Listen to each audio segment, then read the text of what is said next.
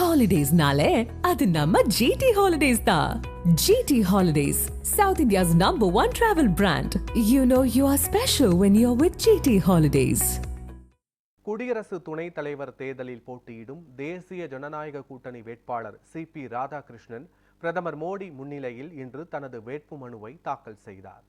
குடியரசு துணைத் தலைவர் தேர்தல் அடுத்த மாதம் 9ஆம் தேதி நடைபெறுகிறது. இதில் பாஜக தலைமையிலான தேசிய ஜனநாயக கூட்டணி சார்பில் சிபி ராதாகிருஷ்ணனும் காங்கிரஸ் உள்ளிட்ட எதிர்க்கட்சிகள் அடங்கிய இந்தியா கூட்டணியின் சார்பில் உச்சநீதிமன்ற முன்னாள் நீதிபதி சுதர்ஷன் ரெட்டியும் போட்டியிடுகின்றனர். இந்த நிலையில் தேசிய ஜனநாயக கூட்டணி வேட்பாளர் சிபி ராதாகிருஷ்ணன் இன்று தனது வேட்புமனுவை பிரதமர் மோடி முன்னிலையில் தாக்கல் செய்தார்.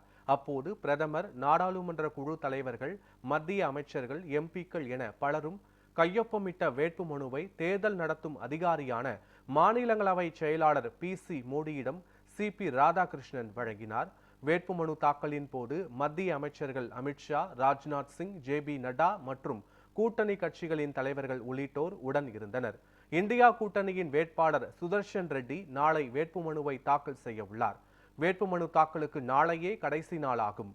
குடியரசு துணைத் தலைவர் தேர்தலில் போட்டி இருந்தாலும் தேசிய ஜனநாயக கூட்டணிக்கு நாடாளுமன்றத்தில் பெரும்பான்மை இருப்பதால் அதன் வேட்பாளர் சிபி ராதாகிருஷ்ணன் வெற்றி பெறுவது அநேகமாக உறுதியாகியுள்ளது.